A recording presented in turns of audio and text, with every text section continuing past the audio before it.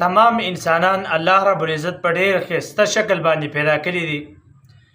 ډېر یو خوبصورت شکل الله رب العزت انسانان له ورکړی دی. خو بعضې داسې بیماریانې داسې چې کله قسم دی په انسان باندې راشي نو انسان ډېر ښایسته معزز انسان به وي، بیا ډېر بل شانتې ښکاري. تاسې وګورئ دا غټې غټې دانې دي، دا چې په انسان باندې کله راوخېږي انسان ته انتهایي تکلیف وي.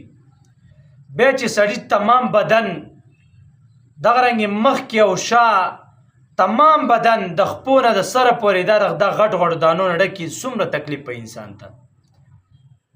داسې عظیم امتحانونه چې کله په انسان باندې راشي نو انسان بیا څه بل شانتي نو سوال د الله نه کوي چې یا الله موږ د داسې امتحاناتو نه وساته او داسې بیماریانې داسې دانې او داسې لا علاجې بیماریانې چې کله په انسانانو باندې راشي دا د قیامت علامت هم دی.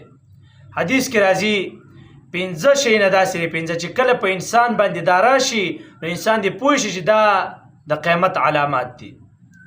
یو په هغه کې دا لا علاجې بیماریانې طاعون بیماریانې چې کله په انسان باندې راشي نو تمام امت تمام تیر شوو خلکو کې په تیر شوو خلکو کې دغه رنګې د صحابو په دور کې د تابعینو او تبع تابعینو دور کې د هغې نه وروسته دورونو کې طاعون بیماریانې دا غټې غټې دانې به په انسانانو باندې راختلې او د دې نه زرګونو خلک دا وفات شوي دي.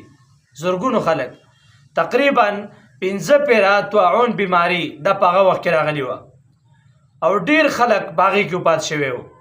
دا غټې غټې دانې به پرې راختلې او د هغې نه به انسانان وفات کېدل. دا داسې بیماري ده نو چې کله په انسانانو باندې راشي نو دا د قیامت علامت دی. انسان خو الله ډېر خوبصورته پیدا کړی دی، خو چې کله انسان په خپل شکل باندې شکریه د الله ادا کړي. ګوره ژبه ده، که ژبه الله دومره ستا غټه کړي نو ته به څه کوې؟ که سترګه دې الله دومره غټه کړي، پوزه دې الله دومره غټه کړي نو بیا به ته څه کوې؟ دې وجې نه په دې خپل خوبصورته شکل د الله شکریه ادا کړه. الله شکریه د شکل دا ده چې انسان سړی نو ګیره به پرېږدي. دا د الله رب العزت د مخ شکریه ده.